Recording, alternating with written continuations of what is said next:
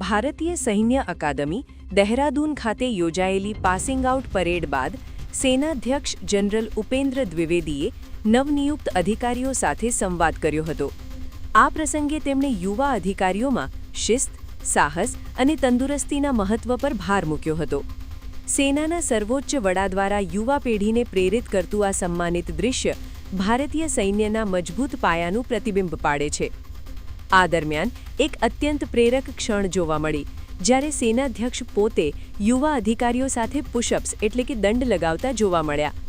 General દ્વિવેદીની આ સહભાગિતા માત્ર ઉદાહરણ દ્વારા નેતૃત્વનું પ્રતીક નથી, પરંતુ ભારતીય સૈન્યની ઓળખ સમાન અધિકારી અને સૈનિક વચ્ચેના બંધન, અનુશાસન અને સમાન મૂલ્યોને પણ રેખાંકિત કરે છે. આ દૃશ્ય માત્ર એક શારીરિક કવાયત નહોતી, પરંતુ આવનારી પેઢીના અધિકારીઓને મળેલા એક મહત્વપૂર્ણ પાઠ હતો. તે દર્શાવે છે કે ભારતીય સેનામાં પદ ગમે તેટલું ઊંચું હોય, પરંતુ સામૂહિક જોશ અને એકતા સર્વોપરી છે. સેનાધ્યક્ષનો આ જોશ સમગ્ર રાષ્ટ્ર માટે પ્રેરણાદાયી છે.